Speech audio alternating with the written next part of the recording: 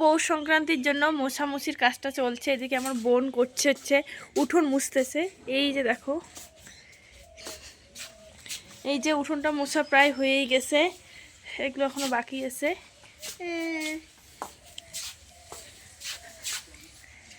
আমাদের বাড়িতে কাজ চলছে। এবছরের পৌষ সংক্রান্তি একাদশীতে পড়েছে, তাই সেরকম একটা পিঠে পুলি করা হবে না, কিন্তু নিয়মের যেটুকু কাজ সেটা তো করতেই হবে। শুধুমাত্র মালপোয়া পিঠে বানিয়ে কিন্তু আমরা ঠাকুরকে দিব। আমাদের গ্রামে আগে ঠাকুরকে দেয়, তারপরে কাক পাখি গরু ছাগল সবাইকে দেয়, তারপরেই কিন্তু মানুষ খায়। অন্যান্য জায়গায় শুনি যে পৌষ সংক্রান্তির আগেই শীতের শুরুতেই পিঠে খাওয়া শুরু করে, কিন্তু পৌষ সংক্রান্তির আগে আমাদের এদিকে পিঠে খায় না। তো কালকে আমি বানিয়েছিলাম মাখানার স্যারেলাক্স, কালকে খাওয়াইনি, আজকে খাওয়াচ্ছি। তবে সুন্দর খাচ্ছে, ভালো করেই খাচ্ছে, যেহেতু খেজুর দিয়েছে একটু একটু মিষ্টি তো আছেই। খাও, আগে খাওয়াবো, তারপরে কাজ অনেক আছে। খাবা না? জল খাবা? এই নাও।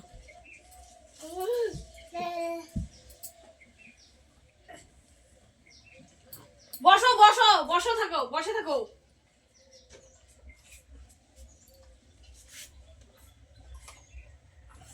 সকালবেলাটা আমার অনেকটাই চাপ থাকে। কাজগুলো সেরে নেওয়ার পর বাচ্চাদেরকে খাওয়াতে হয়, তারপর ঘুমটুম পাড়াতে হয়, তারপরে কিন্তু অন্যান্য কাজ থাকে। আর আজকে তো পৌষ সংক্রান্তি বলে কথা, মা ওইদিকে অনেক কাজে ব্যস্ত, বাসন কোসন মাঝামাঝি করতেছে, তাই ভাবলাম চলো ফুলগুলো আমি না হয় তুলে আনি। প্রতি বছর মানে পৌষ সংক্রান্তির দিন আমরা খুব সকালে উঠে এই ফুল তুলছিলাম, যেহেতু অনেক রকমের ফুল লাগে আমাদের এই পৌষ সংক্রান্তির দিনে। গরুকে মালা পরানো হয়, অনেক কিছুই করানো হয়, তাই একদিকে আমি সর্ষে ফুল তুলতে এসেছি। সর্ষে মূলও অনেক ফুল লাগে। তো এই যে পৌষ সংক্রান্তির জন্য ফুল তুললাম। এখানে এই যে কি কানশিখা, সর্ষে ফুল, মূলো ফুল, অনেক রকমের ফুল আছে। আমার সঙ্গে আমার বোনরাও গিয়েছিল। খুব সুন্দর রোদ উঠেছে আজকে। এই যে দেখো, এখন 8টা বাজে। আচ্ছা, তো আমার কিন্তু স্নান করা হয়ে গেছে, আর পুষনার যে পুজো হয় ওই পুজোটাও হয়ে গেছে। খুব সুন্দরভাবেই এই আজকের দিনটা কাটে প্রত্যেক বছরে, কিন্তু প্রত্যেক বছরে ভীষণ ঠান্ডা হয়, আর এই বছরটা ভীষণ পরিমাণে সুন্দর একটা উজ্জ্বল ঝলঝলে রোদ উঠেছে, মানে ঝলমলে। এই যে দেখো, মানে সব দরজার সামনে সামনে এভাবে কি আতপ চাল, ফুল, সর্ষে ফুল, মানে যা যা ফুল আজকে তোলা হয় সব কিছু দিতে হবে এভাবে। এইখানে একটু ফুল বানাইছে আমার বোন, এইদিকেও বানাইছে।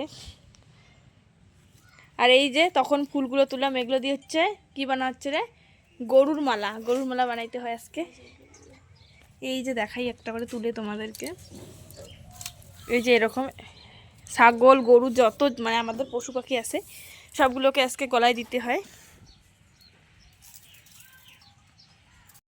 সকালবেলা ঘুম থেকে উঠেই ভেবেছি যে সুন্দর করে সমস্ত কিছু তোমাদের সঙ্গে শেয়ার করব, কিন্তু সত্যি কথা বলতে আমি যতই শেয়ার করতে চাই না কেন, বাচ্চাদের সামলে উঠে না ঠিকঠাক করে শ্যুট করতে পারি না। তাই বোন কীভাবে পুষ্ণ পূজা করেছে আমি না সেটা ভিডিও করতে পারিনি।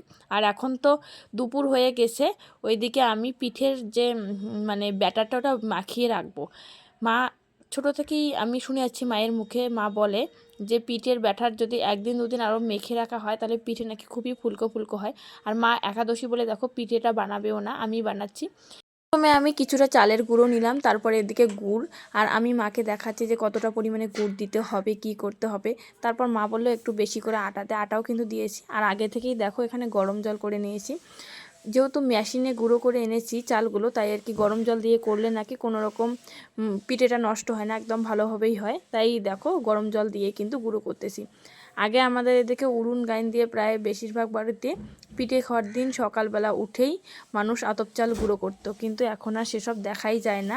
সবাই প্রায় মেশিনেই গুঁড়ো করে নিয়ে আসে আতপ চালগুলো। দেখো আমার কিন্তু পিঠের যে ব্যাটারটা মাখা এটা হয়েই গেছে, আর একদম ঠিকঠাকভাবেই হয়েছে। আমি কোনো রকম গন্ডগোল করিনি, যখন পিঠেটা ভাজতে শুরু করে তখন গিয়েই টের পাই। এদিকে দেখো গ্যাস তো আমাদের টেবিলে, আর টেবিলে অত বড় একটা জায়গাও নেই, তাই গ্যাসের ওভেনটা মাটিতে নামিয়ে নিচ্ছি। মাটিতে বসে ভাজবো, না হলে ভাজতে গিয়ে অনেকটাই অসুবিধা হবে। যেহেতু পিঠের যে ব্যাটারটা রাখছি ওইটা নিতে হবে, গামলা নিতে হবে, গামলাতে তো রাখতে হবে, তাই মাটিতে বসে ভাজতেই বেশি সুবিধা। আর দাঁড়িয়ে দাঁড়িয়ে অতক্ষণ থাকতেও ইচ্ছে করে না, কোমর একদম ব্যথা হয়ে যায়। গত 3-4 বছর থেকে আমাদের বাড়িতে সেরকম পিঠে খাওয়া হয় না। গত বছর আমার সিজার হয়েছিল বলে আমি তো আতুর ঘরে ছিলাম, সে বছরও পিঠে খেতে পারিনি। তার 2-3 বছর আগে আমাদের বাড়িতে আবার অষ্টপ্রহর হয়, তার জন্য পিঠে খেতে পারিনি। মানে গত কয়েক বছর এভাবেই চলছে, পিঠে খাওয়া হয় না। এবছরও দেখো একাদশী বলে আজকে মালপোয়া বানিয়ে রাখছি, কি হবে আবার কোনো দিন বানাবো না বানাবো তারও কিন্তু গ্যারান্টি নেই। পিঠেটা এমনিতেও কেউ আমাদের বাড়িতে সেভাবে খেতে চায় না। আর দেখো পিঠেগুলো কিন্তু মোটামুটি ভালোভাবেই আমার হয়েছে। প্রথমে অল্প কয়েকটা বানিয়ে আর কি ঠাকুরকে দেবো, পরে বানানো হয় হোক না হয় না এভাবেই আর কি। কারণ ঠাকুরকে না দিলে না আবার সবাই পিঠে যদি বানিয়ে রাখে সবার তো মন চাইবে আবার একটু একটু করে খেতে আসবে। তাই মা আগে বললো যে পিঠেটা বানিয়ে আগে কয়েকটা ঠাকুর খেতে তারপরে কি হয় হবে। পিঠেগুলো দেখো কত সুন্দর ফুলকো ফুলকো হয়েছে। আমি তো ভাবতেই পারিনি যে এত সুন্দর হবে, কিন্তু গুড়টা খারাপ ছিল। আমি যখন পিঠেটা বানানোর পর ঠাকুরকে দেওয়ার পর সবাই খায়, খাওয়ার পরে বলে একটু বালু কিসকিস নাকি করে।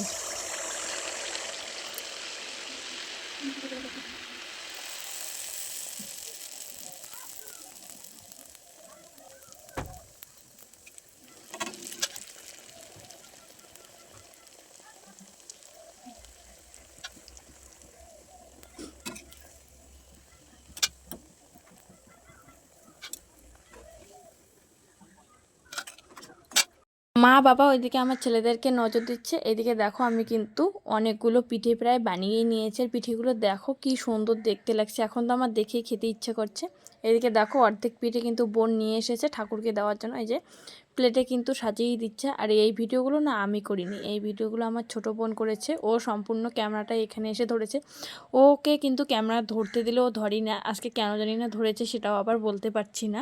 আমাদেরকে তো আগেই বললাম পুজো দেওয়ার পরই আমরা পিঠে খেতে পারি, তার আগে খেতে পারি না। কিন্তু আমাদের বাড়িতে অনেক ঠাকুর, অতগুলো ঠাকুরকে যদি দিতে যাই তাহলে অনেকজন লোক নাগে, বিশেষ করে আমাদের ওইদিকে প্রচুর পরিমাণে কাক। তাই বোনকে বলছি একখানি উৎসর্গ করে দে, ও কিন্তু একখানি উৎসর্গ করে দিয়েছে। এদিকে পিঠে খাওয়া সবার প্রায় শেষ হয়েছে। তারপর কিন্তু আমি আর পিঠে বানাইনি, সমস্ত ব্যাটারটাই রেখে দিয়েছি। আর এদিকে ছেলেদেরকে স্নান টান করিয়েছি, ভাত খেয়েছি। বোনে আজকে রান্না করেছিল, যেহেতু আমি পিঠে বানিয়েছি দুই বোন মিলে রান্না করেছে। এখন ছেলেদের জামা কাপড়গুলো তুলে নিয়ে আসলাম, আর তারপর ছেলেদের জন্য একটু খিচুড়ি রান্না করব, ওরা তো ভাত খায়নি। তো এই যে দেখো এদিকে আমি কিছু পিঠা বানিয়েছি, আর তো তোমাদেরকে দেখাই হয় নাই।